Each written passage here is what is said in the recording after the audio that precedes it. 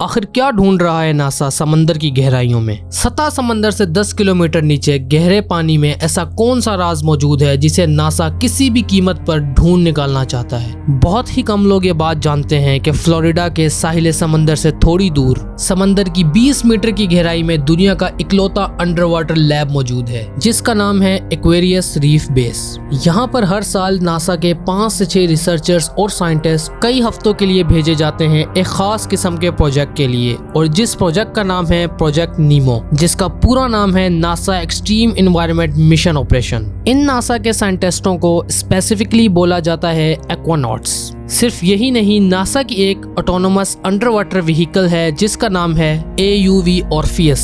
ये समंदर के 10 किलोमीटर अंदर डीप डाइव करके वहां पर आज रिसर्च कर रही है। लेकिन नासा जैसी एक स्पेस एजेंसी का आखिर समंदर की गहराइयों में क्या काम है, जबकि अमेरिका के पास ओशन रिसर्च करने के लिए तो अलग से एक बहुत बड़ी ऑर्गेनाइजेशन मौजूद है जिसका नाम है नोवा, यानी national oceanic and atmospheric administration. तो क्या नासा को समंदर के नीचे किसी एलियन लाइफ फॉर्म के सबूत मिले हैं, या फिर दुनिया में कोई बड़ा हादसा होने वाला है जिसका पता नासा के साइंटिस्टों को पहले ही लग चुका है? यहाँ आपको बताते चले कि जमीन का 71% हिस्सा पानी पर मुश्तमिल है, लेकिन हम इंसान चांद और मार्स की जमीन के एक एक नक्शे और उसके एटमॉस्फेयर के बारे में अपने समंदरों से ज्यादा जानते हैं। इससे पता चलता है कि बेसिकली समंदर की गहराई में जाना और वहां पर जाकर रिसर्च करना कितना मुश्किल है। और ये जानते हुए भी नासा ने अपने इस यूनिक समुद्री मिशन के लिए अपने ऊपर सिर्फ 2 महीनों की डेडलाइन रख दी है। तो ऐसा क्या होने वाला है जिसकी वजह से 2 महीनों की डेडलाइन नासा वालों को रखनी पड़ गई? ये सब जानते हैं आज की इस वीडियो में कि आखिर क्या चल रहा है नासा साइंटिस्टों के दिमाग में, और क्या हमें इस बात की टेंशन लेनी चाहिए या नहीं। तो चलिए शुरू करते हैं। आजकल नासा एक बहुत ही खतरनाक मिशन प्लान कर रही है। जैसा कि आप ये देख सकते हैं कि पानी में रहने वाले एनिमल्स में से 90% एनिमल्स जो अभी तक हम इंसानों ने डिस्कवर किए हैं वो सब इस सनलाइट जोन में रहते हैं। इतने बड़े ओशियन में से सिर्फ ये छोटा सा हिस्सा सबसे ज्यादा पॉपुलेटेड क्यों है? इसका मेन रीजन ये है कि जैसे जैसे आप पानी की गहराई में जाते रहते हैं तो पानी का प्रेशर उतना ज्यादा बढ़ने लगता है। हर 10 मीटर गहराई में जाने पर वाटर प्रेशर 1 एटमॉस्फेयर से बढ़ता है। एक एटमॉस्फेरिक प्रेशर यानी वो प्रेशर जो हमारी बॉडी नॉर्मली जमीन पर फील करती है। मिसाल के तौर पर आपको याद होगा कुछ टाइम पहले टाइटन सबमरीन वाला हादसा। ये सबमरीन सी लेवल से 3.5 किलोमीटर गहराई में जाते ही इम्प्लोड हो गई थी, और अंदर बैठे हुए लोग 1 मिली सेकेंड के अंदर ही पूरी तरह से वेपोराइज्ड हो गए थे। जिस गहराई में टाइटन इम्प्लोड हुआ था उससे भी 3 गुना नीचे नासा अपना मिशन कर रही है, क्योंकि नासा बहुत ही जल्द एक बहुत बड़े लेवल का एलियन एक्सप्लोरेशन मिशन प्लान कर रही है, वो भी हमारे सोलर सिस्टम के एक ऐसे स्पेस ऑब्जेक्ट में जहां पर नासा को एलियंस मौजूद होने के सबूत मिले हैं। अब वो कौन सा मिशन है और हमारे ही सोलर सिस्टम में एग्जैक्टली नासा एलियंस को कहां पर ढूंढने वाली है, इसके बारे में हम कुछ ही देर में जानेंगे। लेकिन इससे पहले समझते हैं कि एक एलियन मिशन का जमीन के गहरे समंदर से आखिर क्या लेना देना हो सकता है। जैसे कि हम सब जानते हैं कि अर्थ पर लाइफ की शुरुआत गहरे समंदर में ही हुई थी, और यही फैक्ट नासा के लिए एक बड़ा प्रूफ ऑफ कॉन्सेप्ट है। दरअसल नासा के साइंटिस्टों के मुताबिक 3 बेसिक क्राइटेरियाज हैं जिसके मुताबिक हम जैसी लाइफ पैदा होती है किसी भी इन्वायरमेंट में। नंबर 1 वाटर, नंबर 2 एनर्जी और नंबर 3 केमिस्ट्री। हम इंसान कितने भी एडवांस और इंटेलिजेंट क्यों ना हो जाएं, लेकिन लास्ट में हम सब इंसान एक नॉन लिविंग एटम से ही बने होते हैं, और हम सब पर भी वही loss and forces of nature लागू होती हैं, एक्सेट्रा। कुछ ऐसे स्पेसिफिक एलिमेंट्स हैं जो लाइफ को पैदा करने के लिए बहुत जरूरी हैं, जैसे carbon, hydrogen, oxygen, sulphur, ETC। और यही एलिमेंट्स जब एक दूसरे के साथ स्पेशल वे में कंबाइन होते हैं और इनके इंटरेक्शंस, जिसे केमिस्ट्री कहते हैं, इससे लाइफ पैदा होती है। लेकिन सब एलिमेंट्स को साथ में रख देने से क्या ये अपने आप कंबाइन हो जाएंगे और लाइफ पैदा हो जाएगी? इस चीज को समझने के लिए समझते हैं इस सिंपल सी एग्जांपल को।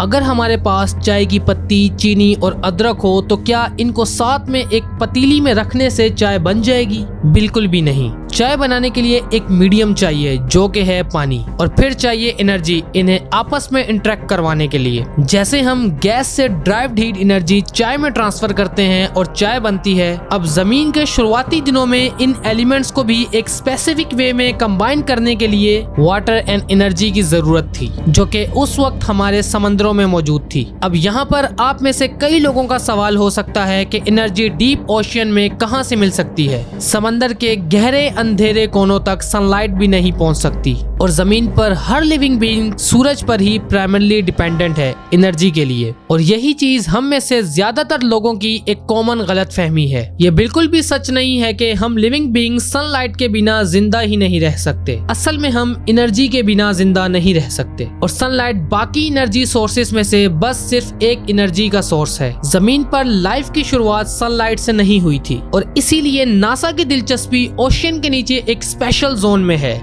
जहां पर लाइफ पहली बार पैदा हुई थी और इसी स्पेशल जोन को कहा जाता है द हेडल जोन। ये हेडल जोन समंदर का सबसे नीचे वाला हिस्सा होता है जो समंदर के नीचे की जमीन को टच करता है। कई जगहों पर ये 11 किलोमीटर की गहराई तक भी जाता है और ये डेंजरस वोल्केनो से भरा हुआ है। यहाँ पर पाए जाते हैं हाइड्रोथर्मल वेंट्स यानी अंडर वाटर वोल्केनोस और जब ये ब्लास्ट होते हैं तब उबलता हुआ पानी साथ में मिनरल्स और लावा स्टीम रिलीज होता है। ये अंडर वाटर गीजर्स या हॉट स्प्रिंग्स जैसे होते हैं। वेंट से रिलीज हुए पानी का टेम्परेचर अप्रोक्सीमेटली 400 डिग्री सेल्सियस तक हो सकता है जो सॉलिड मेटल तक को पिघला सकता है। यानी सूरज से नहीं बल्कि हमारी जमीन के एक्सट्रीमली हॉट कोर में से आई एनर्जी ने हमारी जमीन पर लाइफ को पैदा किया। इसी एनर्जी ने फर्स्ट यूनिसेलुलर बैक्टीरियाज और वायरसेस को पैदा किया और फिर लाखों करोड़ों सालों के म्यूटेशन और एवोल्यूशन के बाद ये बैक्टीरियाज और वायरसेस मल्टी सेलुलर प्लांट्स और एनिमल्स